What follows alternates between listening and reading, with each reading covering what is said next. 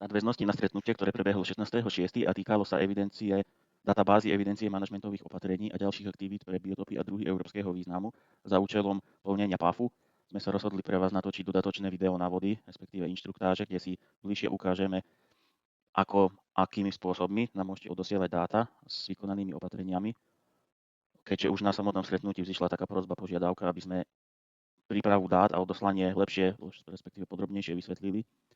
V krátkosti sa budeme venovať ešte možnosti A, čo je online vyplnenie formulára, ale hlavne možnosti B, čo je tzv. Offline príprava dát a následné odoslanie. V rámci možnosti B je potrebné pracovať aj v GISových softvéroch, či už spoločnosti Esri alebo QGISe, prípadne si dopomôcť aj pripravenou Excel šablónou. Predtým, než prejdeme k samotným videonávodom, som v úvode chcel veľmi stručne predstaviť formát, v ktorom sme pre vás pripravili samotnú GISovú šablónu, a to je geodatabáza. Ukážeme si, čo to je, ako sa vytvára, aké sú hlavné rozdiely medzi geodatabázou a shapefileom a prečo sme sa rozhodli pripraviť šablónu a požadovať dáta presne v takomto formáte. Keďže väčšina z vás, alebo mnohí z vás používajú primárne na základnú prácu v GISoch shapefily, čo je postačujúce, ale na nejaké rozsiahlejšie datové sety, shapefile je veľmi limitovaný. K tomu sa dostaneme, tak na úvod len veľmi rýchla ukážka, ako vytvoriť geodatabázu. Je to veľmi jednoduché. Ak sme v potrebnom alebo v požadovanom želanom priečinku, kde chceme geodatabázu vytvoriť, klikneme na priečinok Spravím a cez možnosť New File, Geodatabase máme vytvorenú novú geodatabázu, ktorú si nazveme skúšobná databáza. Pri vytváraní názvov databáz a názvov vrstiev, prípadne stĺpcov, platia všeobecné univerzálne pravidla. Nikdy nezačínať číslom, nedávať do názvov medzery a diakritiku, a ak chceme oddeliť viacero slov, tak používame počkrtník. Taká geodatabáza je v tejto chvíli hotová. Ako v nej vytvoriť vrstvu, ktorú môžeme prirovnať jednak jednej k shapefile. V geodatabáze sa volá tzv. Feature class. Opäť kliknutím Spravím už na geodatabázu cez možnosť New, klikneme na Feature class, opäť to isté pravidlo, nezačínam číslom bez diakritiky, nedávam medzery, do aliasu už je to možné, to je užívateľský privetivý názov. Vytváram poligónovú vrstvu. Tu si vyberiem klasický v rámci Slovenskej republiky používaný náš SJTSK Krovakis Nord, tak sa neviem zorientovať. Najrýchlejší spôsob je zadanie jeho medzinárodného kódu, čo je 5514. Našlo mi ho, ja už ho mám medzi obľúbenými, čiže dám len ďalej. Toleranciu nemením, toto nemením. Tu mi ukazuje predpripravené stĺpce, ktoré vytvára automaticky, teda ID a samotný tvar, že sa bude jednať o poligóny. A mám vytvorenú vrstvu, ktorá sa v geodatabáze volá Feature Class, ale je to v podstate zjednodušene povedané to isté ako shapefile, len s oveľa lepšími vlastnosťami, čo sa týka veľkosti dát a rýchlosti spracovania. V tejto vrstve nemám nič, keďže som si ju teraz vytváral úplne na novo. To môžem zavrieť. A teraz ako dostať už hotovú GISovú vrstvu, ktorá je povedzme v tvare po formáte shapefile, ako zo shapefile dostať tzv. Feature class. Vidím, že tu už mám natiahnutú vrstvu, ktorú som používal ako príklad aj na stretnutí, kde sú nejaké vykonané opatrenia, s ktorými chcem ďalej pracovať. Je to vo formáte shapefile, má to nejaký svoj vlastnú štruktúru, vlastné názvy, poly, vlastné zadávanie hodnôt. Túto vrstvu vidím v katalógu tu. Toto si narýchlo ešte vymažem, keďže som sa predbehol trošku v tomto videonávode. Tak. Čiže ako previesť formát CHP do formátu GDB, tzv. Feature Class, dvomi možnosťami: kliknutím Spravím na shapefile a dať export to geodatabase, alebo opačne na vytvorenú geodatabázu dať import a Feature Class multiple, v tomto prípade ideálna možnosť. Drag and drop systém potiahnem, pustím, prípadne cez odborovaciu šípku vyberiem vrstvu, ak ju mám natiahnutú túto, ktorú chcem pretransformovať na Feature Class. Keďže som išiel možnosťou import do už zvolenej databázy, tak mi tu automaticky dalo aj adresár cestu k tejto geodatabáze, čiže tu nemusím meniť nič a dám OK. Takto jednoducho sa z formátu shapefile vytvorí vrstva v geodatabáze. Mám ju tu. Natiahnem si ju rovno do projektu. Vidím, že sa volá rovnako, akurát bez tej koncovky SHP. Tu v samotnom vykreslení ju mám ako geodatabázu bledomodrým, ako shapefile žltým. Pozrieme sa veľmi rýchlo, aké sú rozdiely. Feature class v geodatabáze má identifikátor označený ako object ID. V shapefiloch je to VID, ktorý začína nulou, v geodatabáze jednotkou. A geodatabáza automaticky generuje pri každej novovzniknutej vrstve polia o obvode a ploche, ktoré vyratúva automaticky. Čiže na pohľad len také kozmetické úpravy a teda rozdiely v porovnaní so shapefilom. Čo je ale veľmi prínosné, je to, že feature class v geodatabáze nie je nejako obmedzená na počet znakov, ktoré môžete pridať do názvu stĺpcu, alebo počet znakov do bunky, ktorý tam môžete dať. Shapefile má povolený v názvoch stĺpcov maximálne 12 znakov a do voľnotextových polí môžete dať maximálne 255 znakov, čo je pri vyplňaní nejakých rozsiahlejších dát alebo komplexnejších informácií, napríklad poznámky, detaily z terénu, podmienky prostredia opísané a tak ďalej. Častokrát sa nevojde do 255 znakov a Shapefile v tomto veľmi obmedzuje zadávateľov údajov. Môžeme si to veľmi rýchlo ukázať. V geodatabáze vo feature class, v geodatabáze vytváram nový názov stĺpca. Opäť nezačínam číslom, nepoužívam diakritiku ani medzery. Na ukážku, že naozaj je takýto názov stĺpca povolený, dám si text a vyberiem si tu povedzme 4800 znakov. Áno, nevypísalo mi žiadne obmedzenie, vidím, že takýto názov, aj keď presahoval 12 znakov, je povolený a teraz veľmi rýchlo sem vložím predpripravený nejaký súvislý text, ktorý má rýchla kontrola 1578 znakov. To nejaký výňatok zo zákona, takže chcem si to tu pridať. Dvojité úvodzovky, áno. Vidím, že mi to bez problémov vzalo celý text, tak ako som ho sem vložil. A teraz to isté, keby som chcel urobiť v Shapefile, tak opäť som dal nejaký dlhší názov, text a dám si tu tiež 4800 znakov. Automaticky ma varovalo, že takýto názov nie je možný. Maximálne mi to vie zadať skúšobný počkratník N, musím to prijať, nemám na výber. A teraz, ak by som ten istý text chcel vložiť tu, napíše mi chybu, odseklo to na 255 znakoch a zvyšok textu už nebolo možné vložiť. Aj keď som tu zadal 4800 znakov, automaticky ma skresalo na 254. To je len jeden z mnohých výhod geodatabázy a keďže mnohí z vás pracujú pri štandardných menších datových setoch so Shapefileom, na čo Shapefile stačí, tak častokrát nevedia, ako vytvoriť geodatabázu a možno si myslia, že je to náročnejšie než v skutočnosti je, čiže veľmi rýchla ukážka. Inak tá vrstva potom už nemá nejaké na pohľad výhody oproti Shapefileu, ale tých výhod je samozrejme veľmi veľa, ale na prácu s pripravenou šablónou ich nie je potrebné teraz spomínať. Teda nie je limitovaná na počet znakov a na rozsiahlejšie informácie, ktoré tam chceme vložiť a sa potom rýchlo zdať pri väčších datových setoch. To je hlavné výhody, je ich podstatne viac, ale nemusíme ich spomínať. A čo ak chcem s geodatabázou pracovať v QGISe? Jeden možný problém, aj keď to nie je problém, je ten, že geodatabáza je súborový formát komerčnej spoločnosti Esri, teda vznikol pre produkty Esri, a to ArcMap alebo ArcGIS Pro. QGIS je open sourceový projekt a software, ale je plne kompatibilný s geodatabázou.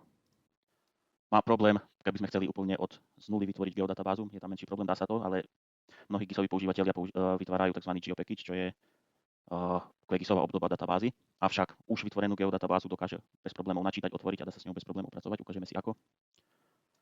Základná možnosť zloženia geodatabázy je s preklikaním sa v menu layer, add vector layer. Vyberám si zo source type ani database, ani file, ale možnosť directory. Mám nastavené automaticky tú správnu open file GDB. A teraz kliknem raz na celú geodatabázu, ktorá mimo GISov v prostredí operačného systému vyzerá takto. Vybrať priečinok, áno. Dám add a teraz sa ma pýta, ktoré vrstvy z geodatabázy, keďže do databázy môžeme pridať viac než len jednu vrstvu. Chcem si pridať všetky 3. Áno, prípadne si tu pridám tú, ktorú som teraz vytvoril, aby som bol úplne správne. Aby som úplne správne zvolil postup, čiže to, čo sme pred chvíľou vytvorili v ArcMape, si tu teraz pridám. Opäť add, chcem si pridať len túto vrstvu, keďže tu ABCD je prázdna.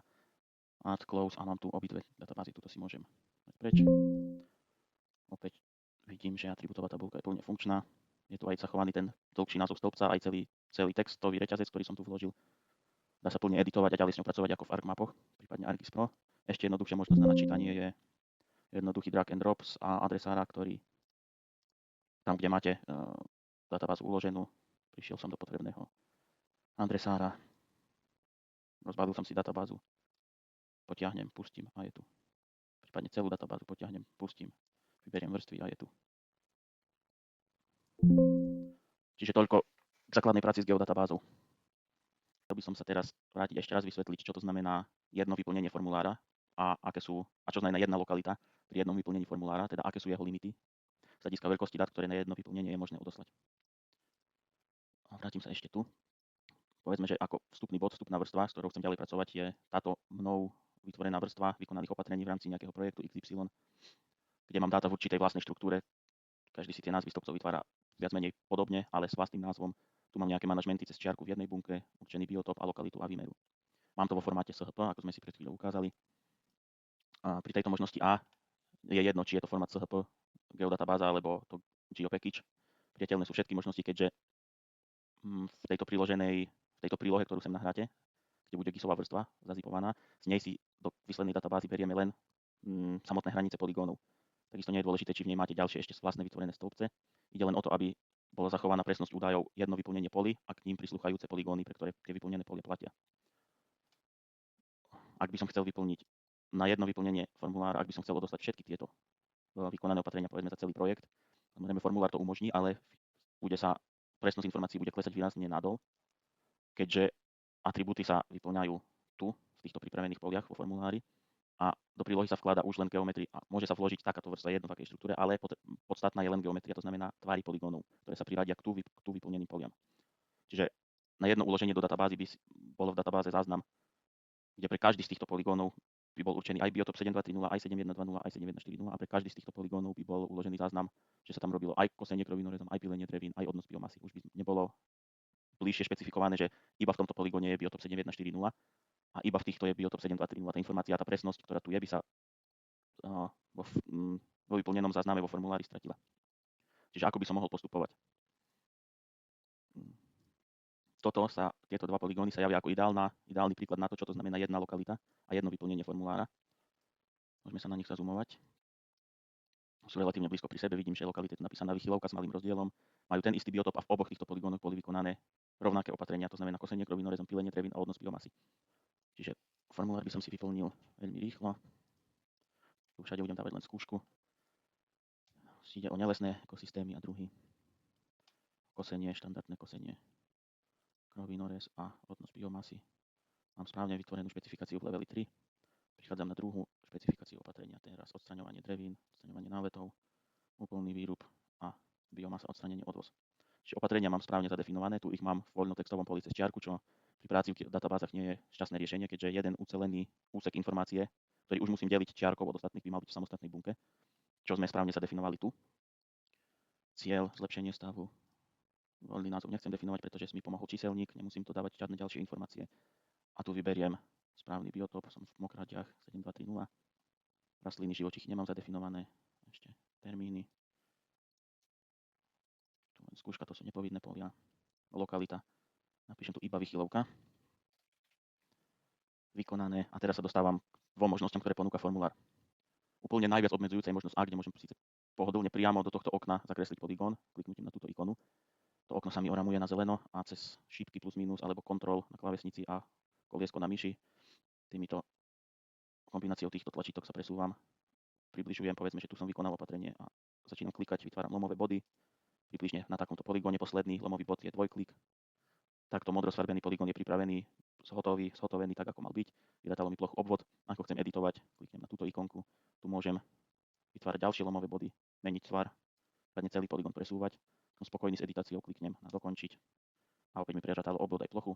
Tu môžem dať ešte do koša a začať odznova, ale čo v prípade, že mám takéto dva poligóny, ktoré predstavujú jednu lokalitu, ale sú oddelené od seba. V tomto prípade ako dva samostatné poligóny, ale môžu byť aj ako jeden multipoligón, to si ukážeme o chvíľu. Táto možnosť A je limitovaná v tom, že neviete do nej zakresliť viac ako jednu geometriu. Čiže tu, ak by som chcel vedľa toho nakresliť ďalší poligón, už to nie je možné. Preto prichádzam do možnosti B a to je upload zazipovanej GIS vrstvy. Ešte raz opakujem, v tomto prípade vo vyplňaní formulára je jedno, či je GDB, shapefile, geopackage a aké tu má ešte vlastnej štruktúre vytvorené polia, keďže všetky tieto informácie, ktoré sú tu v nevhodnej štruktúre, som tu v týchto poliach vyplnil správnym spôsobom.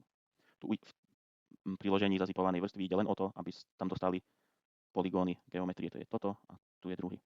A to, aby som to ešte vylepšil, vidím, že ide o tú istú lokalitu, ktorú môžem disolvnutím, rozpustením tejto odlišnej informácie dostať do jedného multipoligónu a z dvoch riadkov urobiť jeden.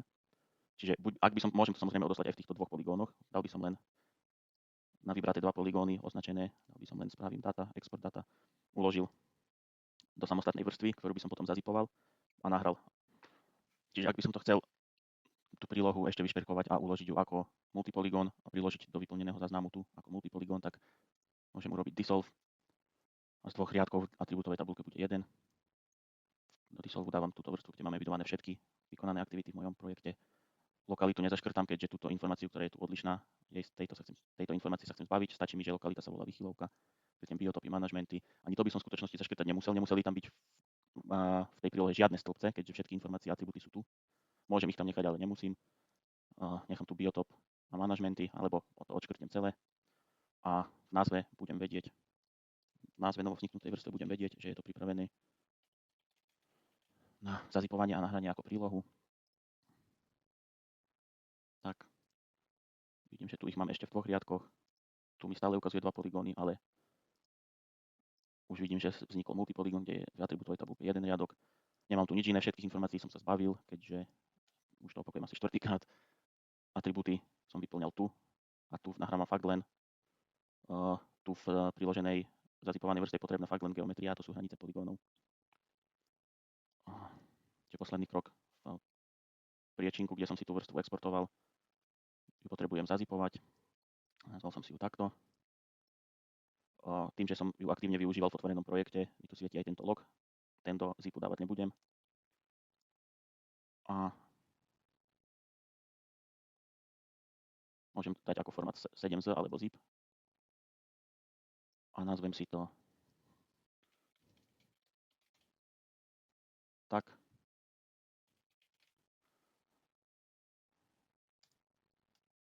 Mám tu zip, kde mám potrebnú vrstvu, v tomto prípade vo formáte shapefile. Viem, že shapefile má mimo prostredia GISu, má takúto podobu, tvorí ho 8 čiastkových súborov, je geometria, DBF je tabulka, atribútová PR je napríklad súradnicový systém, čiže štandardne obsahuje 8 čiastkových súborov, jeden shapefile, mám to zazipované a prídem už len tu, možnosti B. Nájdem si potrebný zip, áno, sú tam iba 2 poligóny, takže má 7,4 KB, čo je nič. Potrebná ešte informácia o percente plochy, v tomto prípade to robilo na celej ploche týchto 2 poligónov. Fotografie nemám a dávam odoslať. Čiže to bola krátka ukážka toho, čo znamená vo online formulári jedna lokalita a jedno vyplnenie formulára na jednu lokalitu. Samozrejme, takisto asi nie je dôležité ukazovať aj v QGISe základnú prácu, označovanie a dissolve a ukladanie do novej vrstvy, to funguje úplne rovnako, čiže v konečnom dôsledku by som sa aj tu takmer identickým spôsobom dostal k uloženiu novej vrstvy, tu by som zazipoval a nahral ako prílohu do formulára. V rámci odoslania dát do databázy sme si ukázali vyplnenie online formulára, teda odoslanie dát spôsobom A, ktorý je ale značne limitovaný na veľkosť dát, ktoré vieme na jedno vyplnenie do databázy odoslať. A v prípade, že disponujeme rozsiahlým dátovým setom, kde máme stovky, prípadne tisíce poligónov s vykonanými opatreniami v rámci nejakého väčšieho projektu a chceli by sme to odoslať ideálne naraz v jednom dátovom balíku, tak presne pre takéto prípady je ešte možnosť odoslania dát spôsobom B. Spôsob B je ale na rozdiel od online formulára náročnejší na prácu v GISových softvéroch, či už od spoločnosti Esri alebo v QGISe. Že vyžaduje si tam nejaké mierne pokročilé techniky a využitie nástrojov na zjednotenie dát do požadovanej štruktúry. Základ tohto spôsobu B, tzv. offline prípravy dát, základ tohto spôsobu je stiahnutie pripravených šablón, kliknutím na tento odkaz, kde sú v zipe pripravené prázdne šablóny, to si za chvíľu ukážeme, a úplne posledným krokom po celej príprave dát je potom nahratie dát, opäť v komprimovanom formáte zip. Tu stále v rámci webu projektu Príroda pre všetkých nahrať vyplnené dáta, vybrať zip a odoslať, ak nám už prídu dáta, ktoré sa importujú do databázy. Takže základný krok spôsobu B je stiahnuť si pripravené šablóny. Ja som si už stiahol niekoľkýkrát, aj rozbalil, takže to robiť nebudem, ale v zipe sa nachádzajú dve šablóny, 2 súbory. Prvý je evidencia opatrení, možnosť B, šablóna pripravená pre Excel v klasickom XLSX formáte. Môžeme si ju otvoriť, otvárajú nie instantne, ale s nejak pár sekundovým oneskorením. Čiže takto vyzerá šablóna pre Excel. K tejto možnosti sa dostaneme neskôr, toto bola len ukážka toho, čo po otvorení súboru sa nám ukáže. Veľmi podobné alebo rovnaké polia, ako sa vyplňajú aj v spôsobe A, teda v online formulári. Tie isté úseky informácií, teda vstupné dáta, kontaktné dáta, špecifikácia opatrení, ciele, dátumy, projekty, financie a ovplyvnené ekosystémy, biotopy a druhy, čiže veľmi podobný alebo až rovnaký princíp.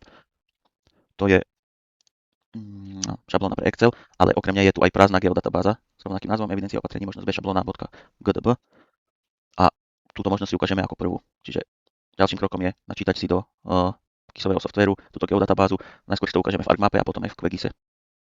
Takže geodatabázu už vidím teraz v katalógu priamo v ArcMape, čo je v tejto geodatabáze. Sú tam 3 prázdne vrstvy, 3 šablóny, zvlášť pre polygóny, zvlášť pre línie a ešte aj pre body, ale databáza je postavená na polygónoch, takže v ideálnom scenári sa dáta budú odosielať ako polygóny na bezproblémový a automatizovaný import do databázy. V krajných prípadoch, príklad, ak zadavateľ údajov vykonal opatrenia ako inštalácia vtáčich budok a má tie opatrenia si eviduje v GISe ako body a transformácia na polygón by bola problém, alebo vytvorenie nejakého symbolického buffera okolo bodov a teda vytvorenie takýchto polygónov by bol problém, tak pre takéto prípady je tu aj táto možnosť vložiť dáta do šablóny pre body a odoslať nám ich tak, ale opakujem, ideálny scenár je, že sa dáta budú odosielať ako poligóny.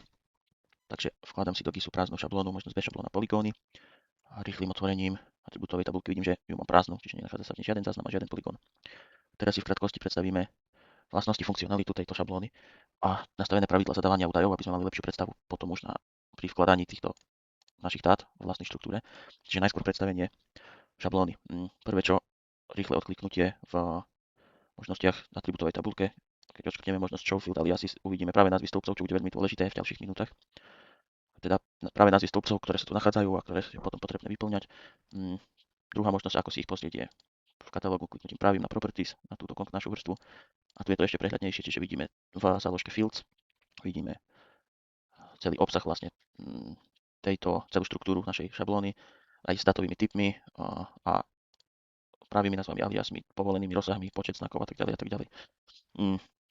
Čiže informácie o vykonaných opatreniach, teda kódy z našho číselníka opatrení sa vkladajú do stĺpcov measure ID až measure ID 10 a defaultne to je prednastavené, aby sme videli názov stĺpca opatrenie špecifikácia.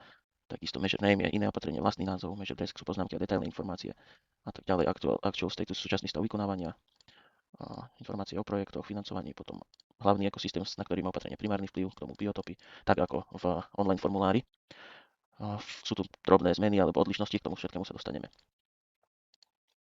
Vytvorením takejto šablóny v geodatabáze s pravidlami, ktoré si ho teraz predstavíme, dosiahneme jednotné zadávanie údajov, rovnakú štruktúru, rovnaký formát a jednoznačne definované pravidlá, aké hodnoty sa môžu do konkrétnych buňok v konkrétnych stĺpcoch vkladať a tým pádom ten výsledný import do koncovej databázy bude bezproblémový a plne automatizovaný a všetky zadané hodnoty sa budú ukazovať rovnako.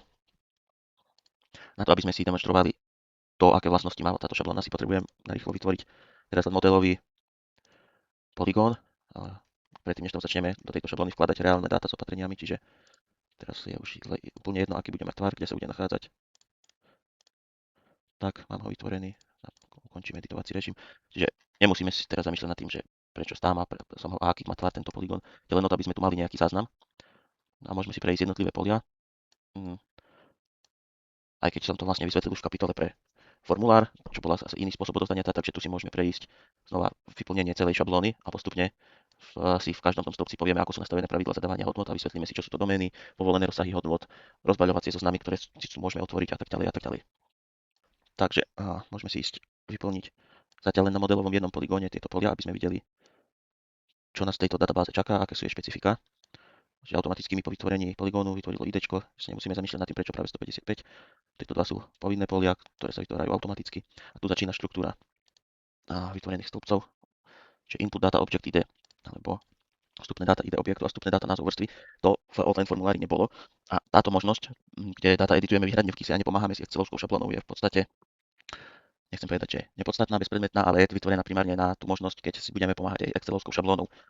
Čiže tieto dva polia by som teraz vynechal, vrátim sa k ním na konci a poďme od stĺpca zadávateľ údajov, teda tak, ako začína aj online formulár. Ak chcem písať priamo do bunky a nie cez field kalkulátor, tak zapnem si editovací režim a môžem dať zadávateľ údajov. Tak, toto tiež, tu si môžeme dať tiež to isté. Čiže tak ako v online formulári ide o prvé 4 vstupné stĺpce alebo polia so základnými informáciami o zadávateľovi údajov, subjekt, ktorý opatrenia zabezpečil, dôležité informácie, tak kontaktná adresa subjektu a e-mail. Podstatné sú, alebo väčšiu dôležitosť majú polia zadávateľ údajov a subjekt, ktorý opatrenia zabezpečil a napomocné budú aj kontaktná adresa a kontaktný e-mail samozrejme. To sú voľnotextové polia, ako sa môžeme presvedčiť kliknutím správim na properties. Type string, čiže text, reťazec a dĺžka 255 znakov. Toto je takisto aj tu. Čiže prvý blok máme vypísaný, prvý blok informácií a teraz sa dostávame na informácie už o vykonaných opatreniach, ktoré máme pripravených 10. Kliknutím na properties vidím, že majú povolený počet znakov maximálne 11, ide o text, ale tu vidím, že pri doméne je vybraná nejaká možnosť. A čo to znamená? Keď sa prekliknem na tento pomocný excelovský súbor so všetkými referenčnými hodnotami a zdrojovými údajmi, ktorý bude k dispozícii na stiahnutie na webe projektu, tak vidím, že mám tu nejaký stĺpec refcode a reflabel. Toto je v podstate doména, ktorú máme zadefinovanú v stĺpci measure ID až measure ID 10. A znamená to, že do tohto stĺpca môžeme vkladať iba hodnoty, ktoré vidíme tu. po OST 0401A, začína to les 01. Sú tam nastavené pravidla, že hodnotu, ktorú tu vložíme v rámci tohto stĺpca do ktorejkoľvek bunky, hodnota sa musí byť v tomto rozsahu. Musí to niektorá z týchto hodnot, ktoré sme videli. V zapnutom editovacom režime plní doména aj funkciu rozbaľovacieho zoznamu, klasického, ako poznáme aj z Excelu.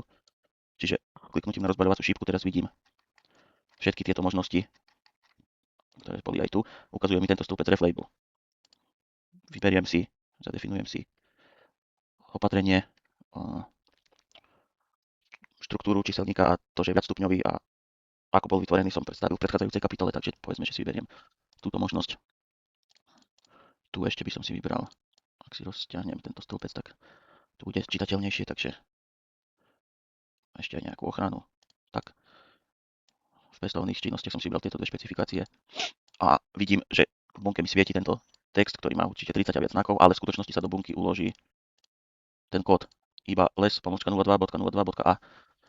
Čiže plní to funkciu, že jednak užívateľsky privetivo vidíme celý názov v plnom znení, ale opakujem ešte raz, do bunky sa uloží iba ten kód. Ak by sme teraz vypli editovací režim a išli vyplňať toto ďalej, tak to už sa mimo editovacieho režimu do bunky písať nedá. Išli by sme cez field kalkulátor a tu už by som musel vložiť výhradne ten kód, ktorý podľa opatrenia, ktoré tu chcem zadať, zadefinovať. Sme, že ešte ponechávanie odumretého dreva. A vidím, že automaticky mi po zadaní hodnoty dotiahlo aj label, to znamená, to je taká kontrola automatická, že som zadal správnu hodnotu, ktorá je v nastavenom rozsahu povolených hodnot. Čo ak by som tu vložil kód, ktorý nespadá do povoleného rozsahu hodnot, a teda nie je zahrnutý v číselníku opatrení. Cez field kalkulátor mi to prejde. V zapnutom editovacom režime a v rozbaľovacom zozname by som takú možnosť nemal, takže tam by ma už nepustilo vôbec pri samotnom výbere. Aj keď mi to teraz cez field kalkulátor uložilo ako hodnotu a dáta by ste nám odoslali ako hotové a pripravené na import do výslednej databázy, tak do nej by sa to neprenieslo. Tam sú pravidla ešte prísnejšie a tam v tom poslednom kroku by teda hodnoty, ktoré sú mimo povolených rozsahov v doménach, by sa do výslednej databázy nepreniesli a takéto bunky by ostali prázdne. Vidím, že teraz mi ani nedotiahlo label, pretože táto hodnota sa v definovanej doméne nenachádza. Ak sa pozriem, ešte spravím na možnosť Special na Properties, tak aké domény sa nachádzajú v ktorých bunkách si viem pozrieť. Jednak tu, preklikávaním sa cez jednotlivé polia, vidím, že aj druhy rastlín, aj druhy živočíchov, aj biotopy a ekosystémy majú definované domény. Takisto lokality HVU, lokality UEV, súčasný stav vykonávania a takisto cieľ a všetky špecifikácie opatrení.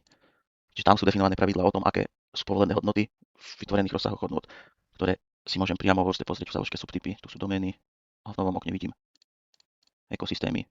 Čiže to isté, čo je v tomto pomocnom Excelovskom súbore. Áno, ekosystémy. Ekosystémy trávnych porastov sa zapisujú do bunky ako B, grassland. Iná povolená hodnota tam nie je, čo vidíme aj tu. Takisto biotopy. Ja budem vidieť užívateľsky privetivý spojenie kódu a názvu slovenského, ale v stĺpcoch pre biotopy sú povolené iba 4 znaky a iba známe kódy biotopov. Opatrenia opäť vidím to, čo isté človek chceli. Cieľ. Zlepšenie stavu sa zapisuje do bunky ako 4,1. Sú to hodnoty prebraté z nariadenia o obnove prírody. Je rovnaký spôsob zapisovania. Územie európskeho významu, opäť užívateľsky privetivý label, ktorý je vytvorený kombináciou kódu a názvu, ale kód je i presne 9 znakov a iba známe kódy územie európskeho významu. Čiže ak by som pokračoval ďalej vo vyplnení, tak s touto nesprávnou hodnotou dáta môžem odoslať, ale do výslednej databázy sa neprenesú a v poslednom kroku budú nesprávne hodnoty zmazané. To platí aj ak by som tu písal ručne správny kód, ale povedzme, že by som tu dal medzeru navyše, alebo zabudol by som sa a tu by bola medzera a inak by bol kód opatrenia správny. Medzera je takisto znak navyše a hodnota by už nesplňala nastavené pravidlá. Čiže toto. Ak sa chcem vrátiť na prázdnu bunku, dopíšem tu 0. To 0 neznamená, že je to číslo 0, ale 0 v týchto zobačíkoch v databázach znamená, že tam nie je žiadna hodnota a bunka je prázdna, teda nulová. Je tam nulový záznam, teda žiaden. Takže opatrení, špecifikácií opatrení v level 3 alebo prípadne v leveli 2 môžem definovať 10, povedzme, že tu dáme ešte jednu správnu. Tak to len hrubé odumreté drevo. Neviem ho definovať na level 3, tak ho definujem na level 2. Vidím, že je to hodnota správna, pretože mi automaticky pridalo label, čiže ju rozpoznalo. A to isté, čo bolo predané pri online formulári. Ak si neviem, nie som istý špecifikáciou v leveli 3, alebo to viem definovať len po level 2, tak môžem, prípadne ak sa špecifikácia v leveli 3 v číselníku nenachádza a ja to viem definovať na level 3, viem tam dať konkrétnu špecifikáciu, ale nie je v číselníku, tak tu vyberiem level 2, ako som vybral, a to hrubé odumreté drevo by som potom definoval tu, v tomto voľnotextovom poli s vlastným názvom. Čiže opísal by som úplne voľnotextovo nová špecifikácia odumreté dreva, takto. Tak, potom poznámky a detailné informácie, rovnako ako v online formulári 3000 povolených znakov na nejaké dlhšie informácie z terénu, špecifikácie na danej lokalite, špecifika na danej lokalite, možno podmienky prostredia a tak ďalej a tak ďalej. Cieľ opatrenia, ak sa vrátime naspäť zase do editovacieho režimu, tak cieľ opatrenia má opäť domény a nastavené pravidlá. Cieľ opatrenia súvisí so stavom na danej lokalite, takže ak si nie sme istí stavom, či v priaznivom, nepriaznivom stave, tak potom nemusíme cieľ opatrenia definovať. Ak vieme, tak môžeme vybrať zlepšenie stavu, prípadne udržanie stavu, aké je už v dobrom stave. Alebo môžeme vybrať aj takéto najčastejšie kombinácie viacerých cieľov. Častokrát je to zlepšenie stavu biotopov a zároveň aj zlepšenie stavu biotopov druhov. Prípadne odstránenie nedostatkov vo vedomostiach, ak sa robí nejaké mapovanie, výskum, štúdie a tak ďalej. Čiže zlepšenie stavu, ak by som to písal mimo editovacieho režimu, tak tu by som musel napísať 4 počkrtník 1, tak ako sme videli v pomocnom Exceli, prípadne tu priamo v doménach. Nezmenilo sa nič, pretože som len prepísal tú istú hodnotu. Dátum začiatku a ukončenia realizácie opatrenia sa píše do dvojitých úvodzoviek ako text a vo formáte takomto rok, mesiac, deň cez pomlčky.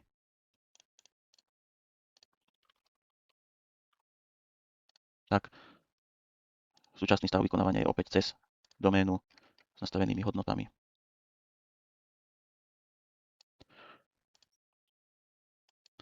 Vykonané má takýto trošku dlhší názov, ale opäť prebraté z Národného plánu obnovy prírody, keď sa je to takto definované. Čiže takto. A vidím, že by to zmenilo na label D vykonané. Percento plochy poligónu, ktoré pokrýva dané opatrenie. A to ešte k súčasnému stavu, áno, ten nadväzuje na dátumy začiatku a realizácie a asi vo väčšine prípadov bude súčasný stav, že už bolo opatrenie vykonané, prípadne, že ešte prebieha C ongoing, čiže predpoklad je, že sa budú používať hlavne tieto dve hodnoty. Okay, čiže vyplnili sme si vstupné údaje, zadávateľovi kontaktné informácie, potom sme definovali samotné opatrenie. Definovali sme cieľ, dátumy, súčasný stav vykonávania, sme na percente plochy. V online formulári bolo na konci toto pole, tu ho máme na inom mieste. Je to číselný stĺpec, takže tu sa nemusí dávať hodnota do úvodzoviek. Povedzme, že to bolo vykonané opatrenie na 100% z plochy poligónu. Čo nevždy asi nastane, častokrát v mnohých prípadoch môže nastať, že opatrenie sa nevykonávalo na celej ploche poligónu, najmä ak sú opatrenia evidované v poligónoch, ktoré majú pevne dané hranice, ako napríklad jednotky priestorového rozdelenia lesa alebo LPC, čo je úplne legitímne, správne, že sa to eviduje už v vytvorených poligónoch, ktoré majú nejaké stále hranice, ale mnohé tie poligóny sú väčšie ako samotné plocha vykonávaného opatrenia, takže tu sa potom môže dať najlepší odhad s presnosťou na nejakých 5 jednotiek alebo 10, povedzme, že na 90%. Je to dôležité pre ďalšie analýzy a výpočty a odvodzovanie výmer skutočne vykonaných opatrení. Prechádzame na, opäť si môžeme zapnúť editovací režim, aby sme videli aj takúto pomôcku na rozbaľovacie zoznamy, čiže tu nebudem vymýšľať, vyberiem prvé UEVčko, len čiste na náhodu teraz. A v online formulári bol k tomuto iba jeden stĺpec, lokalita, tu sú 3 stĺpce, čiže ideálne zadefinovať lokalitu na konkrétne územie európskeho významu, prípadne chránené vtáčie územie. Ak sme mimo natúry, tak tu môžeme dať do lokalita I, na to je už voľnotextové pole, nejaké chránené územie v rámci národnej sústavy, prírodná rezervácia NPR alebo akýkoľvek iný zaužívaný názov tej lokality, nejaký miestny názov a tak ďalej. Čiže dostávame sa do časti o projektoch a financovaní, názov projektu, voľnotextové pole. Tak, výška vynaložených finančných prostriedkov, to je opäť číselné pole. Áno, takže tu môžeme dať povedzme 10 200,57, no.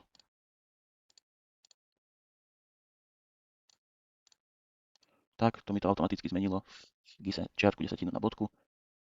Opäť môžeme ísť mimo editovacieho režimu, tu by som musel ísť cez field kalkulátor. Zdroje sú neznáme, nevypíšem. Detailné informácie o financovaní bližšie neviem a dostávam sa na ovplyvnené ekosystémy, biotopy a druhy. Teda biotopy, druhy, ekosystémy, ktoré ovplyvnilo to opatrenie zadefinované alebo séria opatrení. Tu sú rozbaľovacie zoznamy a teda definované domény, ekosystém. Je definovaný tu Čiže ak som to robil pre les, tak buď takto, opäť pri počte poligónov väčšom, povedzme stovky alebo až tisíce, je sa asi prirodzenejšie využiť možnosť field kalkulátor, a kde by sme pre všetkých 1800 poligónov to zadefinovali takto.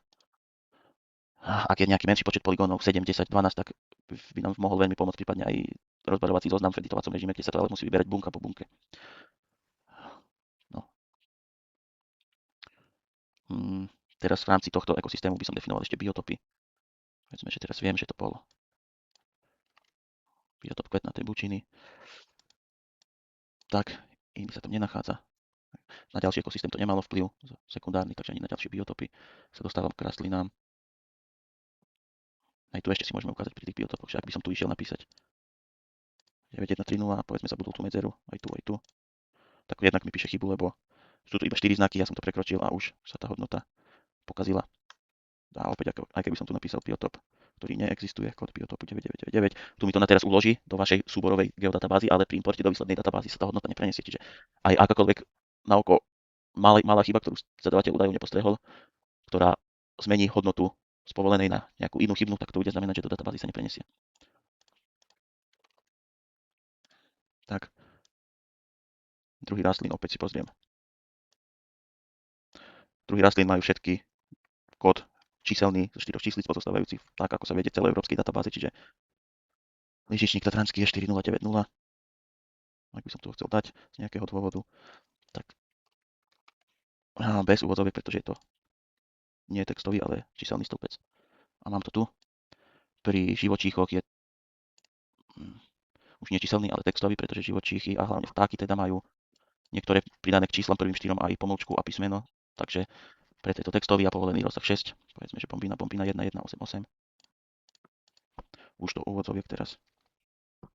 Tak, mám ju tu a vyplnil som celý formulár so všetkými podstatnými údajmi a to, čo som avizoval na začiatku, tak IDčko, tu nemusím si vytvoriť vlastné, keďže IDčko mi vytvára tu automaticky generuje pri každom novom vzniknutom poligóne v prvom stĺpci a pre úplnosť informácií som tu mohol pridať, odkiaľ som sem poligóny vložil. Teraz len na tomto jednom modelovom, tak povedzme, že nejaká správa v chránenej krajinnej oblasti. Tak nejako. Toto je už len pre úplnosť informácií, ale tieto dve polia opakujem, sú primárne pre tú možnosť, ktorú si ukážeme ako druhú, kde by sme si vrstvu prepájali s excelovskou šablónou a pomohli si ňou. A ide objektu si môžem teda vytvoriť aj nejaké vlastné, ak sa mi nepáči to automaticky generované. Povedzme tak, tu je voľnotextové pole, čiže nájdem si vlastný spôsob zapisovania opatrenia. Môžem to napísať takto. Takže vysvetlenie funkcionalít a pravidiel nastavených v šablóne máme za sebou. Na tomto jednom príklade narýchlo vytvoreného poligónu, ktorý si teraz môžem zmazať. A môžeme prejsť na prácu so skutočnými vstupnými údajmi s opatreniami. To je v tomto prípade naša vrstva realizované manažmenty, príklady ArcMap. Som to asi povedal, ale zopakujem, je vytvorená vo formáte shapefile v tomto prípade a má vlastnú štruktúru, vlastné názvy stĺpcov. Vlastne spôsobom zadané hodnoty. Tu už vidíme narýchlo, že stĺpec sa síce volá biotop a nie, ktorý je odlišný od názvu stĺpca v šablóne, ale aspoň údaje hodnoty má vyplnené správne, presne 4 znaky a ide o kódy biotopov, naturovské kódy biotopov, čiže hodnoty sú uvedené správne. Lokalitu tu vidím takisto zapísanú a sú tu aj manažmenty, teda vykonané opatrenia v tomto voľnotextovom poli cez čiarku. Ten stĺpec, ktorý som práve zmazal, si nevšímajte, ten tam bol navyše. Čiže toto určite nie je v takom tvare, ako je vytvorené, pripravené v šablóne, kde sú každý kód samostatnej bunke. Tu vidím, že je viacero opatrení v jednej bunke cez čiarku, čo nie je veľmi šťastné všeobecne pri práci s databázou. Ideálne samostatný ucelený úsek informácií vždy zapisovať do samostatnej bunky na to určenej. V predchádzajúcej kapitole som spomínal, že sú dôležité názvy stĺpcov, teda pri celej práci a prispôsobení dát do požadovanej šablóny dôležité dve roviny, a to je, ako sú zadané hodnoty, či spadajú do nastavených pravidiel a povolených rozsahov hodnot a aké sú názvy stĺpcov. Pretože jeden z takých základných nástrojov na pripojenie záznamov poligónov do tejto šablóny je append. Beriem si možnosť append data management. V čom je append špecificky? Alebo akým nástrojom je podobný najskôr? Podobný s nástrojom merge napríklad, ale merge sa odlišuje v tom, že vždy vytvára novú vrstvu. Vložíme tu dve vstupné, ktoré chceme spojiť dokopy, v tomto prípade by to bola naša vlastná plus tá šablóna a vznikol by nám nejaký output. A tým, že naša šablóna je prázdna a tu sú vytvorené poligóny, tak by to prenieslo hodnoty, ale oveľa lepšia možnosť v tomto prípade append, ktorý nevytvára novú vrstvu, ale Definuje tzv. Target dataset a input dataset, teda vstupné vrstvy, v tomto prípade tá naša vlastná, vo vlastnej štruktúre, a target dataset cieľová vrstva, teda do ktorej chceme preniesť poligóny z tejto vstupnej. Čiže máme to definované správne a defaultne tu máme v schema type, to je najdôležitejšia vec pri appende, máme nastavenú možnosť test. Je tu ešte k dispozícii no test. Ak by sme nechali možnosť test, to znamená, že predpokladáme, že ten nástroj append defaultne predpokladá, že aj input dataset, aj vstupná vrstva, aj target dataset, cieľová vrstva majú rovnakú schému, okrem názvov stĺpcov sú proste rovnako vybudované, rovnakú štruktúru a tu keby sme to dali, tak by sa pripojenie údajov nepodarilo. Pokladám, že o chvíľu nám napíše error. Áno, append sa nepodaril, pretože je to úplne odlišná schéma a je to aj iný formát. Vidím, že naša vstupná je vedená ako shapefile, toto je geodatabáza, čiže nie sú vôbec shodné na to, aby sa táto možnosť mohla podariť. Vidím, že tu mám stále prázdnu šablónu, nič sa neprenieslo, čiže klikám ešte raz na append. Definujem si, že chcem pripájať poligóny z tejto vrstvy do tejto vrstvy, čo je šablóna, a tu si z test vyberiem test, zmením na no test v schema type a vytvorila sa mi tzv. Mapa stĺpcov. Čo to znamená? V nej definujeme dvojičky alebo párujeme, že aj keď sú názvy stĺpcov odlišné v mojej vlastnej vrstve a v tejto šablóne, tak tu vieme nadefinovať, že napríklad stĺpec lokalita rovná sa stĺpec lokality tu v šablóne. Kliknutím na konkrétny stĺpec spravím add input field a dám tu jeden klik na lokalitu, mám ju podfarbenú na modro, OK. A tu pri stĺpci lokality sa mi vytvorilo také plusko a vidím, že teraz už má ArcMap, tento software definované, že do stĺpca lokalita vo výslednej šablóne mi prenies všetky hodnoty zo stĺpca lokalita, do stĺpca lokality, zo stĺpca lokalita z tejto vstupnej vrstvy. Čiže teraz, aj keď sa názvy neshodujú, on už bude vedieť, že aha, my sme mu povedali, že toto je dvojička a ide o to isté. Kde ešte je taká možnosť to zadefinovať, tak tu v stĺpci biotop prídem na hub primary 1. Rovná sa biotop, áno, a teraz bude vedieť, že má preniesť údaje, hodnoty z tohto stĺpca do tohto stĺpca. Výmeru si prenášať nemusíme, keďže geodatabáza ju automaticky generuje. A máme tu ešte to najpodstatnejšie, to sú samotné vykonané opatrenia a aktivity. Ako som spomínal, tu sú nešťastne cez čiarku vo voľnotextovom poli, čo vôbec nezodpovedá pripravenej štruktúre šablóny. Tu, keby sme chceli vytvoriť dvojičku a preniesť rovno do Measure ID, tak to bude problém, pretože Measure ID, ako sme si ukázali, má maximálne 11 znakov, čo nespĺňa ani jedna bunka z našej vstupnej vrstvy. Jedno z takých pomocných riešení je si informáciu z stĺpca manažmenty preniesť do stĺpca s poznámkou Measure Desk. Poznámky detailné informácie, povolený počet znakov 3000, voľnotextové pole bez definovanej domény a rozsahu hodnot. Manažmenty OK. A teraz mi to uloží tu, môžem dať OK. Všetko potrebné som definoval. Musíme fit nie je podstatné, pretože objektív tam vytvorí na novo. A o chvíľu by mal byť append úspešne hotový. Áno. A teraz, keď si otvorím ešte raz možnosť bez šablónu, tak vidím, že už tu mám 18 poligónov záznamov prenesených z tejto mojej vstupnej vrstvy, ale už všade tam, kde to bolo možné, aj s hodnotami v správnych stĺpcoch, čiže lokalita iná, v poriadku, je tu definovaná, nie ani stĺpci UEVHVU, ale je tu definovaná tak, ako bola v vstupnej vrstve. Biotopy vidím, že tým, že mi automaticky pridalo aj label ku každému, tak spĺňa to nastavené pravidlá rozsahu hodnot. Prenieslo mi všetky správne, iné údaje som tam nemal a už ostáva len tie naše vykonané opatrenia, ktoré sú zatiaľ v stĺpci poznámky a detailné informácie. Čo by som musel teraz ešte urobiť, je dodefinovať to v správnej štruktúre, teda podľa číselníka opatrení do týchto stĺpcov Measure ID až Measure ID 10. Vidím, že vo väčšine sa tie hodnoty shodujú, zadané vykonané opatrenia sú shodné, čiže tu do týchto by som do stĺpca Measure ID prvého mohol zadefinovať kosenie krovinorezom a odnos biomasy. Opäť môžem si zapnúť editovací režim a vyberať to z rozpoľovacích zoznamov, ale v každej bunke by som si to teda zadefinoval, prípadne si pozriem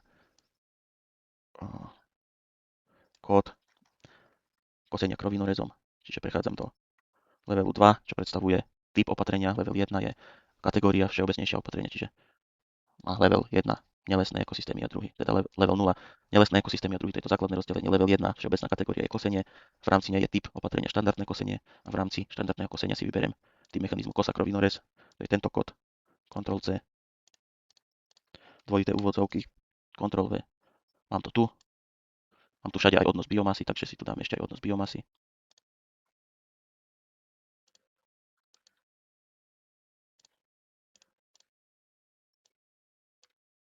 Tak, tu som mal aj pílenie drevín ešte k tomu.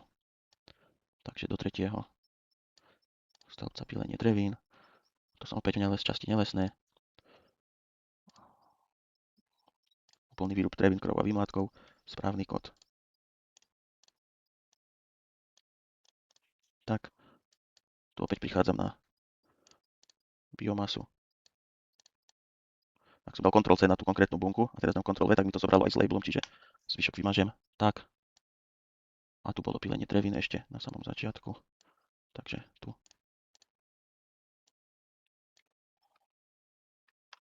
Tak, teraz mám všetko zo vstupnej vrstvy, čo som mal pripravené a editované, preniesol do požadovanej šablóny, do požadovaného tvaru.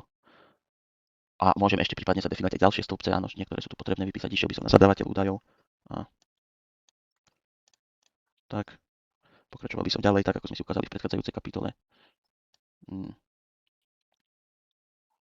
Toto už tu nie je tým pádom potrebné v poznámky detailné informácie, keďže som si to rozhodil podľa kódov číselníka opatrení, tak ako si to šablóna požaduje.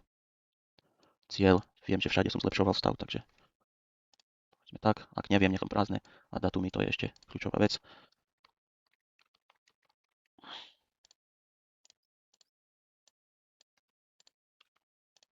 Tak, je to súčasný stav vykonávania. Povedzme, že prebieha. A percento plochy poligónu, ďalšia kľúčová vec. Prípadne v týchto to bolo 75. A v týchto 60. Financovanie neviem presne definovať. A ekosystém hlavný ešte, v tomto prípade ide o Mokrade, takže myslím, že toto je správny tvor, áno, Mokrade.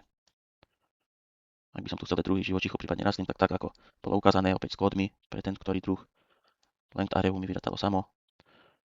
A dotiahnem si celú vrstvu a tým pádom bude pripravená na odoslanie. Čiže toto bolo pripojenie údajov do šablóny cez nástroj Append a doplnenie ešte prispôsobenie údajov do požadovaných tvarov, teda ich konkrétnych hodnot v konkrétnych bunkách.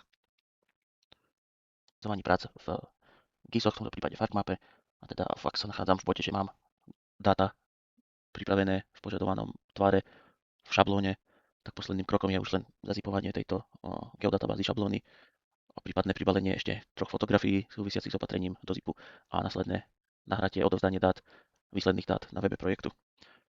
Čiže dostávam sa do priečinka, kde sa nachádza moja upravená, vyplnená šablóna a hneď tu narážam na jeden problém. Teda klikám do geodatabázy, to je ešte taká malá ukážka, ako vyzerá geodatabáza mimo prostredia GISu. Teda v bežnom rozhraní operačného systému je ešte menej čitateľná ako shapefile. Vidíme tu nejaké súbory table, nejaké indexy, ale nie je ďalej čitateľná, nevieme v nej rozlíšiť, kde sa nachádza vrstva polygóny, kde je vrstva body a kde je vrstva línie. Takže vôbec sa tým netrápim, vrstvu zazipujem celú, tak ako je, ďalej do geodatabázy nemusím klikať, označím si celú geodatabázu a súbory konkrétne v nej si nevšímam. Ale teraz tu vidíme, že nám pribudol ešte jeden súbor navyše, a to je tzv. Log, alebo zámok na konkrétny súbor, v tomto prípade našu vrstvu možnosť šablóna polygóny. A tento súbor log sa tu objaví vtedy, ak vrstvu ešte aktívne používame v nejakom softvere. Čiže v tomto prípade ju máme otvorenú tu v projekte, takže projekt si rovno zatváram. A vidíme, že súbor log nám zmizol a až teraz môžem zazipovať geodatabázu. Pretože s tým súborom log by mi vypísalo chybu. Takže mám označenú GDB a povedzme, že ešte tieto 3 fotky by som tu chcel pribaliť. Vybrané 4 položky. A dávam komprimovať. Vyberám si zip klasicky. A dopíšem tu nejaké doplňujúce info do názvu tohto zipu. Tak, vytváram zip. Mám ho tu. Presvedčím sa. Či je tu všetko, ako má byť. Áno, geodatabáza s pripojenými údajmi a 3 fotografie. Čiže prechádzam na web projektu a klikám na tento odkaz nahrať vyplnené dáta. Otvorí sa mi nové okno. Vyberám si môj teraz pred chvíľou vytvorený zip. Odosielam. A úspešne som odoslal dáta s vykonanými opatreniami spôsobom B, kde som pracoval výhradne s šablónou v formáte GDB. A k vrstve som pripojil aj 3 fotografie. V tejto kapitole si ukážeme, ako postupovať pri odoslaní dát spôsobom B, teda využitím prázdnej šablóny vo formáte geodatabáza a tentokrát v softvere QGIS ako plnohodnotnej alternatíve k produktom Esri. V úvodnej kapitole sme si povedali, že formát geodatabáza je súborom alebo formátom spoločnosti Esri a jej produktov. Ukázali sme si, ako vytvoriť geodatabázu v ArcMape a už vytvorenú geodatabázu, ako je možné načítať v QGISe. Dá sa s vytvorenou geodatabázou plnohodnotne pracovať aj v tomto softvere, čiže veľmi rýchle zopakovanie. Add layer, add vector layer, source type directory, open file GDB je to správna možnosť. adresári si vyberiem. Nájdem si geodatabázu v správnom priečinku adresári. Raz označím, vyberám možnosť vybrať priečinok a potom dávam add. Spýta sa ma, aké vrstvy v geodatabáze si chcem načítať do projektu. Chcem tentokrát iba poligóny, zatváram, mám to tu. Ja už som to tu robil teraz druhýkrát, čiže toto si dáme preč. A mám tu teda aj vykonané opatrenia v mojej vlastnej vrstve vo formáte shapefile. Tá istá vrstva, ako sme použili aj v predchádzajúcich kapitolách, sme si tu ukazovali postup v softvere ArcMap. Podstata spracovania dát a pripojenia záznamov do šablóny v formáte geodatabáza spočíva v tom, že chceme dosiahnuť jednotnú štruktúru, jednotné zadávanie údajov a ukladanie hodnôt v bunkách. Preto je v tej geodatabáze, preto sú v geodatabáze zahrnuté aj povolené rozsahy hodnôt domény a ďalšie pravidlá zadávania údajov. A na taký jeden z najjednoduchších nástrojov, ktorý sme využili aj najefektívnejších pre tento účel, bol nástroj Append, ktorý do existujúcej vrstvy pripája záznamy poligóny z nejakej inej vrstvy. A pri takomto prevode alebo pripojení záznamov, teda v tomto prípade v tejto našej vrstve vo vlastnej štruktúre do prázdnej šablóny je potrebné si všímať nejaké dve roviny alebo dva body. A to je názov stĺpcov a akým štýlom máme zadané hodnoty v jednotlivých bunkách. Jedna z kľúčových informácií hneď na úvod je tá, že QGIS defaultne neobsahuje nástroj Append. Obsahuje defaultne napríklad nástroj Merge, ktorý funguje podobne, ale vytvára novú vrstvu, kde spája akoby dve plnohodnotné vstupné vrstvy do jednej výslednej. Ale nástroj Append, taký, ktorý by editoval cieľovú vrstvu už existujúcu, tak ten sa tu nenachádza, ale našťastie jedna z mnohých výhod QGISu spočíva v tom, že je možno si doinštalovať obrovské množstvo pluginov, v tomto prípade aj Append, ktorý teda bol vytvorený dodatočne. A do QGISu si ho pridáme jednoduchou inštaláciou, čiže prichádzam v hlavnom menu na plugins, manage and install plugins. Ja už ho tu mám, čiže stačí tu napísať kľúčové slovo Append. Ide o nástroj Append Features to Layer. Ja už som si ho dal nainštalovať, čiže tu by malo byť možnosť install plugin. Nainštaluje to hneď. Ako mám nainštalovaný, tu vidím v inštalovaných pluginoch, že mi tu už pribudol, to môžem zatvoriť a v okne s nástrojmi napíšem kľúčové slovo Append. Mám ho tu. A takto rýchlo sme si pridali do QGISu tento potrebný nástroj, aj napriek tomu, že sa tam na čistej inštalácii nenachádza. Takže otvorili sme si okno na použitie nástroja Append a druhá kľúčová informácia je taká, že tento Append v QGISe nemá možnosť použiť tú tzv. Field mapu, kde sme softvéru definovali, že aj keď sa názvy stĺpcov nevolajú identicky, tak vedeli sme vytvoriť takéto dvojičky, aby softvér vedel, z ktorého stĺpca do ktorého má preniesť údaje. Tu takáto možnosť nie je, ako sa píše v tomto odstavci. Field mapping sa vykoná automaticky. Ak sa názvy neshodujú, tak sa neprenesú do cieľovej vrstvy, tu target layer. Takže to by bol problém, mohli by sme ten Append vykonať, ale okrem geometrie by sa nám tam nepreneslo nič. Takže tu by sme mali použiť pred vykonaním Appendu dôležitý medzikrok, upraviť si názvy stĺpcov už v našej vstupnej vrstve, v tomto prípade realizované manažmenty, príklady QGIS, kde máme vlastné názvy stĺpcov a máme to vo formáte shapefile.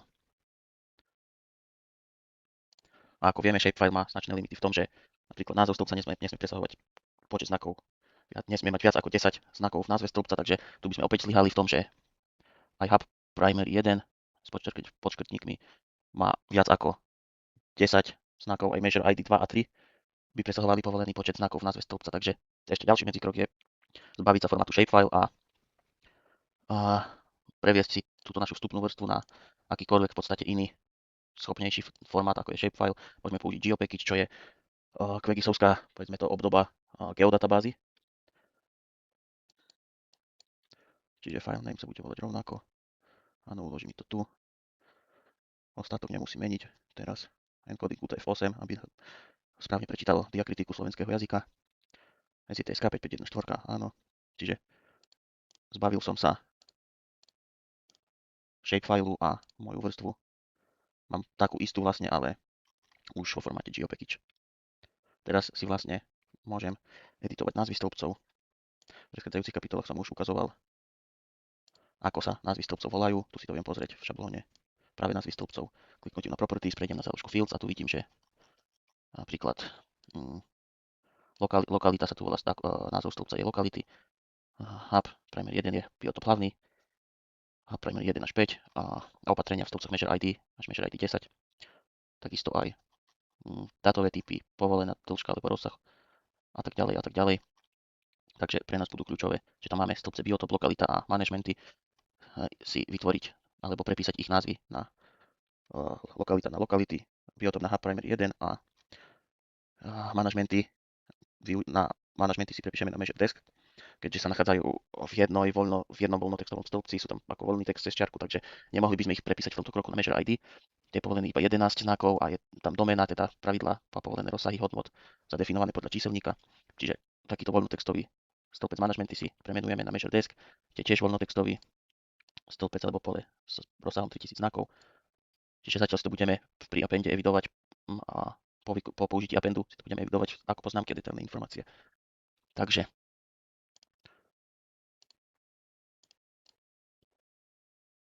som v záložke fields teraz v mojej vrstve v formáte geopackage už a lokalita prepisujem na lokality, biotop na hub, primary 1, manažmenty na measure desk, výmeru nemusím robiť nič, keďže v geodatabáze mi ju vyráta automaticky a fit a id a takisto nezaujímajú, keďže nie sú potrebné, keďže object id v geodatabáze taktiež vytvára automaticky. Takže prepísal som si názvy stĺpcov, teraz môžem vykonať append. Input data sú naše realizované manažmenty, naša vlastná vrstva s vykonanými opatreniami a tu v target layer vyberám šablónu. Tu sú ešte query s ponukou možností, ako si poradiť s duplikátmi, ale my pripájame prvé záznamy, prvých 18 záznamov, ešte v šablóne nie je nič, čiže nič iné tu nastavovať nie je potrebné. Append mi prebehol, otváram atribútovú tabuľku a vidím tu pripojených 18 záznamov, naše manažmenty ako voľný text. Mám správne stĺpci measure desk, poznámky a detailné informácie, lokalita iná je správne priradená a opäť vidím, že aj tu mi pripojilo biotopy správne, sú v povolenom rozsahu hodnot, spadajú do definovanej domény, takže to automaticky prirodilo aj label, nielen samotný kód. Čiže po použití nástroja append mám už pripojené záznamy v šablóne a ostáva mi už len ju doeditovať a upraviť do konečnej podoby, čiže hlavne, čo potrebujem, je informácie o vykonaných opatreniach, zmeniť z voľnotextového pola na kódy z číselníka opatrení, ktoré zadávam do stĺpcov measure ID až measure ID 10, čiže opatrenie špecifikácia. Vidím, že v týchto všetkých záznamoch mi ako prvé opatrenie vychádza kosenie krovinorezom, takže otváram si field kalkulátor. Tak. A idem updateovať existujúce pole, to je measure ID. Nájdem si tu hodnoty measure ID. Načítam si tu predpripravené hodnoty zo šablóny, z domény a nachádzam si kosenie a použitý mechanizmus kosa krovinorez. Tak. A mám to tu.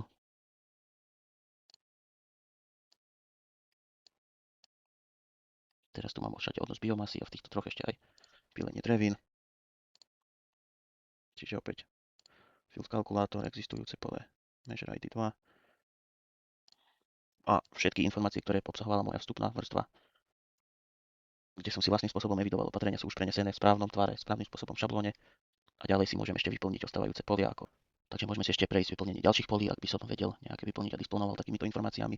Kľúčové je samozrejme zadávateľ údajov, čiže zapínam field kalkulátor do jednoduchých úvodzoviek v QGISe, na rozdiel od ArcMapu, kde sú dvojité. Čiže tak. Nemusel som si to teraz zavrieť, čiže zapnem si field kalkulátor znovu.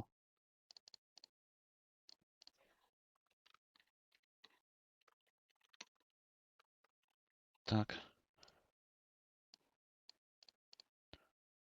No, idem ďalej, čiže zrejme aj adresa e-mail v rámci úvodných informácií vstupných od zadávateľovi a subjekte, ktorý opatrenia zabezpečil, sú aj kontaktné informácie, aspoň e-mailová adresa.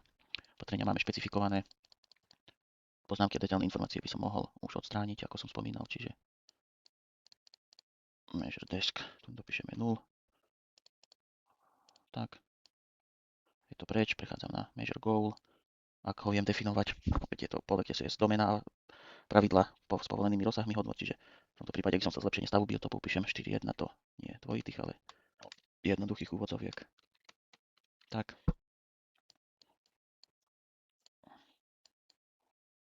Mám to tu. Datumy sú takisto veľmi dôležité. Start date a end date. Tu si nájdem date and time z možností. make date vidím napríklad, ako sa zapisuje, čiže tu si musím použiť funkciu make date, napíšem 2026 čiarka 01 čiarka 01, ukončím zatvorku, mám to tu, prepnem sa na end date a tu si zamením na 31.12. Tak, stav vykonávania.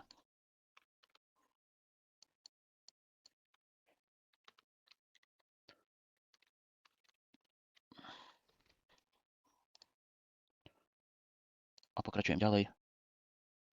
Percento plochy vykonávaného opatrenia je veľmi dôležité. Takisto.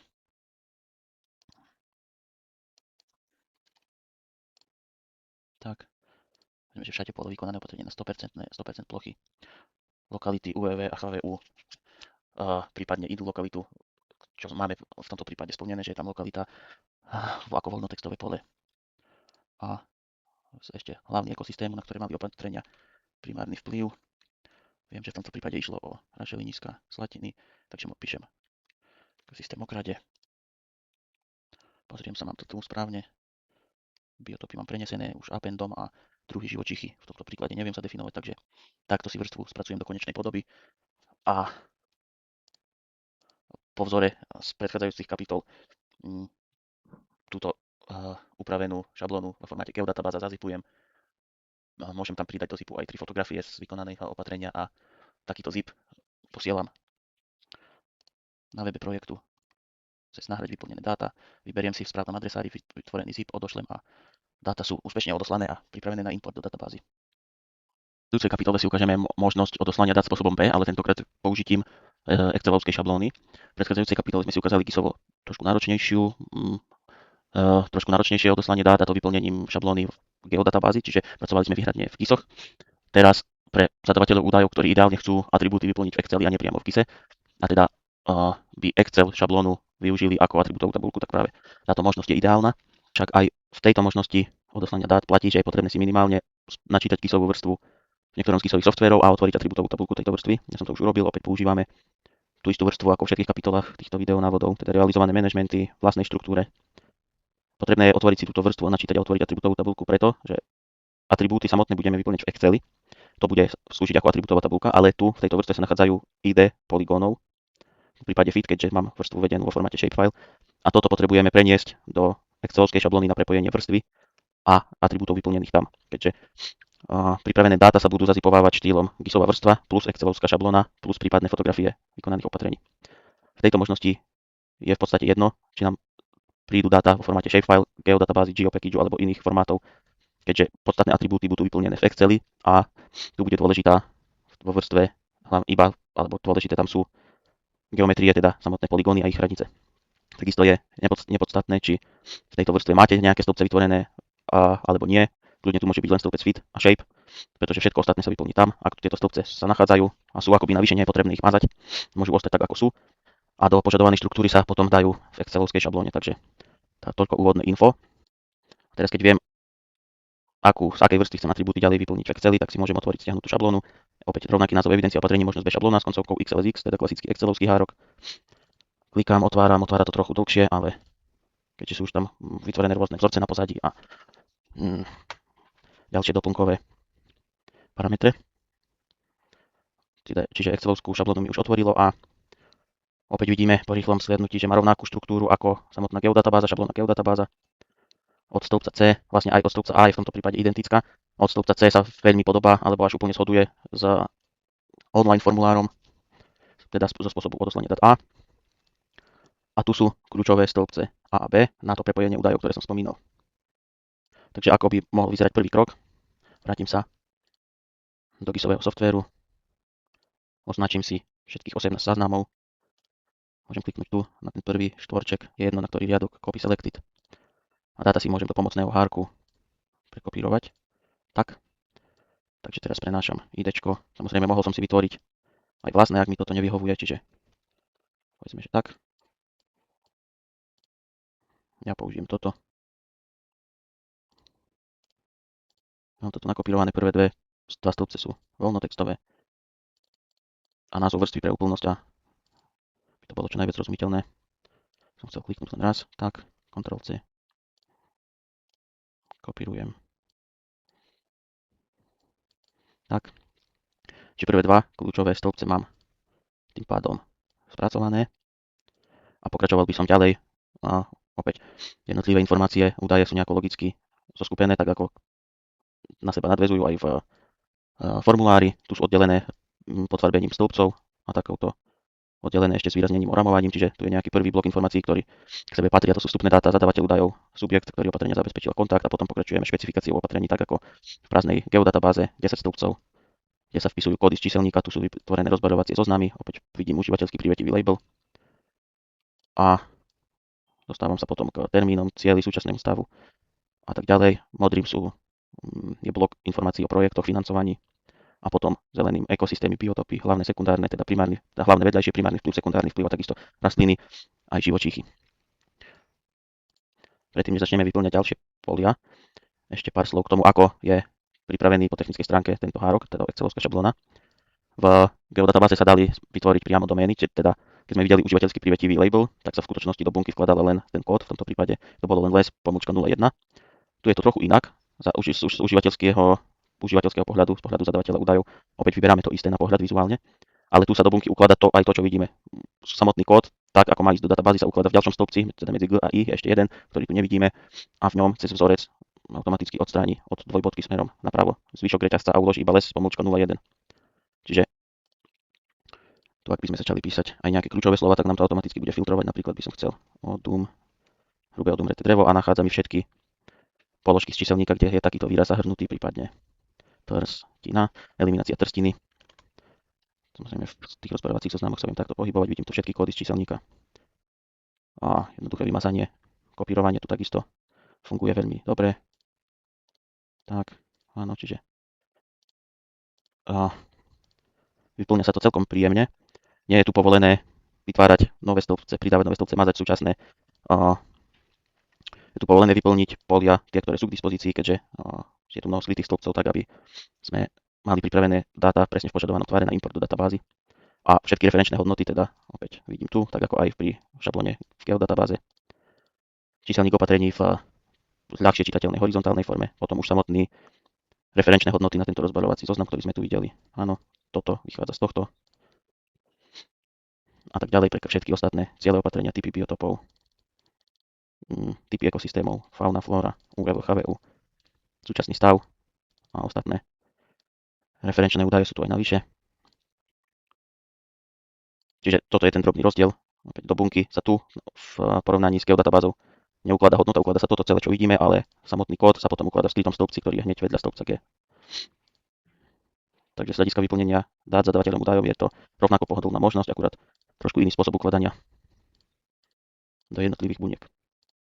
Takže môžeme prejsť k vyplneniu údajov. Ešte jedna informácia, teda takáto štruktúra je pripravená na 10 000 riadkov. Vzhľadom na veľkosť súboru a rýchlosť načítania sme to nepripravili na väčší počet. Veríme, že tých 10 000 riadkov bude dostačujúcich. Takže prechádzam k vstupným údajom. Zadávateľ údajov.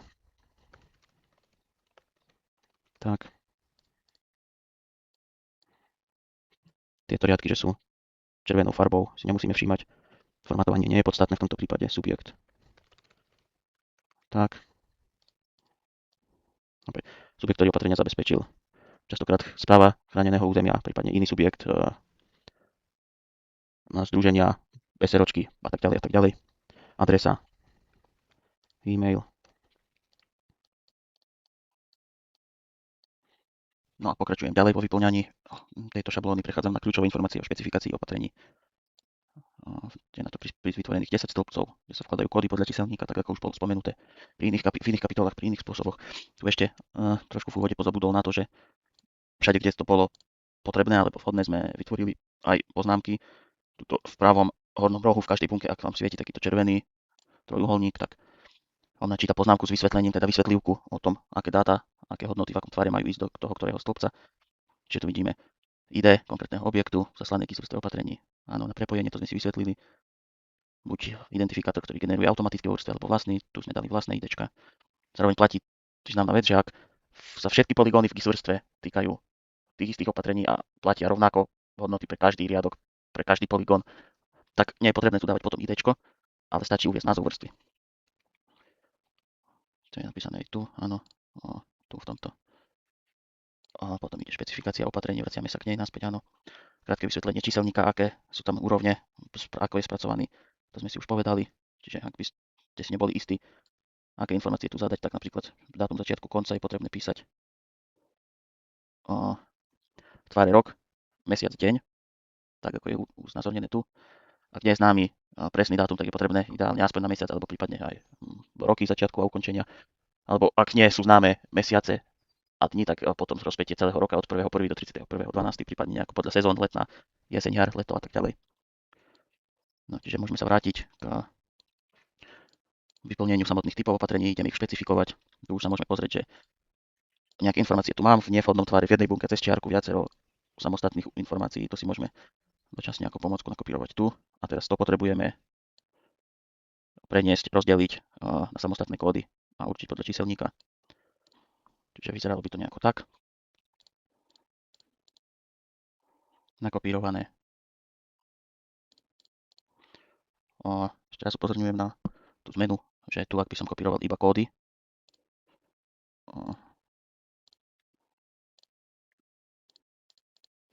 tak samozrejme nakopíruje mi to, ale nebude to správne v tomto prípade, pretože tu sa týchto úniek ukladajú celé labele, ktoré tu vidíme, teda aj kód, dvojbodka, aj názov, a do vedľajších stĺpcov, ktoré tu nevidno, sa ukladajú už v správnom tvare iba kódy. Takže tak. Špecifikácie mám vybraté podľa číselníka, čiže toto nemusím si tu nechať. Môžem odstrániť. A prechádzam na ďalší blok. Cieľ opatrení, povedzme, že tu sa zlepšoval stav a zároveň aj kvalita biotopov druhov. Tu chcem vyplniť rovno takto. Tak. Takže pokračujem vyplnením dátumov začiatku ukončenia realizácie opatrení. Tak. Tak.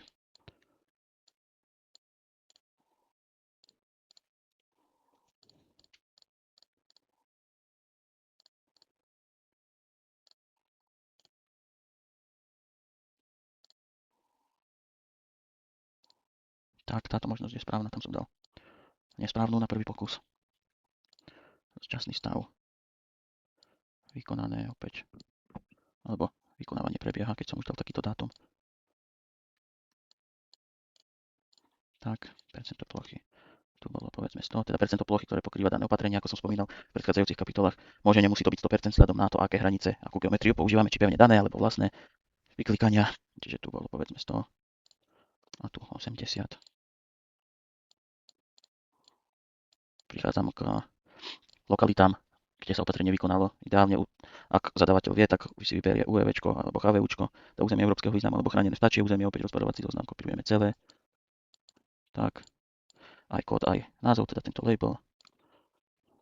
Ale tu v tomto prípade máme lokalitu už nejakú určenú, chcem ju použiť. Takže tu robíme takto.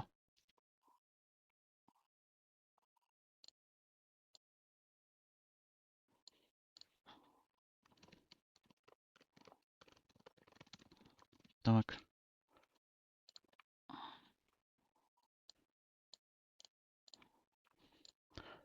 Výška vynaložených finančných prostriedkov. Ak viem, uvediem, ak môžem uvieť samozrejme aj sumárne za výšky prostriedkov za celý projekt alebo za nejaký balík opatrení, ak to nie je definované na konkrétne opatrenie.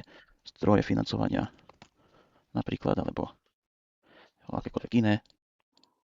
Tu sú aj nejaké príklady: Interreg, Life, štátne, súkromné, Envirofondy, Norský finančný mechanizmus, najčastejšie sa vyskytujúce možnosti. Nejaké ešte detailné informácie, ak boli do toho zapojené aj iné členské štáty, že opatrenie presahovalo vnútroštátny rozmer, môžeme ich tu uviesť. A prechádzame k časti ovplyvnených ekosystémov, biotopov a druhov. Tu ale predsa len si dajme nejaké číslo. 12 000 povedzme. Detailné. Tak. Tu môžeme uviesť, nemusíme uviesť nič, môžeme nechať prázdne.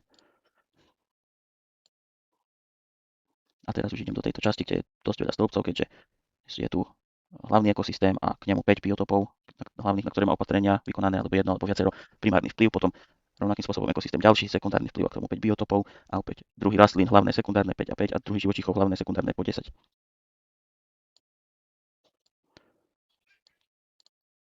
vyplniť časť ekosystémom, biotopom, keďže to mám v mojich hodnotách, mojej vrstve zadefinované biotopy a viem, že ide o mokrať ako ekosystémy, takže vyberám mokrať. Tak, a vkladám biotopy. Tak, biotopy sú tu. Pozor, tak ako som už spomínal, je tu potrebné vložiť celý label, aj kód, aj názov, spojený cez pomlčku. Iné biotopy tu zadefinované nemám, ani druhý rastlín, ani živočichov, mohol by som tu ich samozrejme vyplniť. Áno, rozporovacie zoznamy fungujú. Ešte raz upozorňujem, tu už nevkladám celý kód, pretože medzi týmto stĺpcom a týmto je stĺpec, kde sa automaticky preberie kód. Tu sa vloží názov, tak ako ho vidíme. Takže posledný krok, ak som spokojný s takto vyplneným záznamom, teda vyplnil som všetko podstatné, rýchla kontrola, áno. Posledný krok ostáva túto excelovskú šablónu spolu s GISovou vrstvou a prípadne fotografiami zazipovať a odoslať na webe projektu. Takže tento hárok si môžem odstrániť. Hlavný hárok formulár opatrení mám vyplnený správne. Ukladám. Zatváram. K tomu Excelu, ktorý sme si teraz zatvorili, je potrebné ešte, ako som spomínal, pribaliť aj túto vrstvu. Čiže v tomto prípade ešte raz pripomínam jedno, či ide o geodatabázu, shapefile, geopackage alebo iný formát, keďže atribúty sme vyplnili v Exceli a tu nás zaujímajú iba hranice poligónov, teda geometrie. Klikám na nahrať vyplnené dáta, výber, tentokrát toto, odosielam. A dáta sa úspešne odoslali k nám. Toľko k možnosti. Spôsob B, využitie excelovskej šablóny a kombinácia excelovskej šablóny spolu s GISom, teda prepojenie GISovej vrstvy a excelovskej šablóny.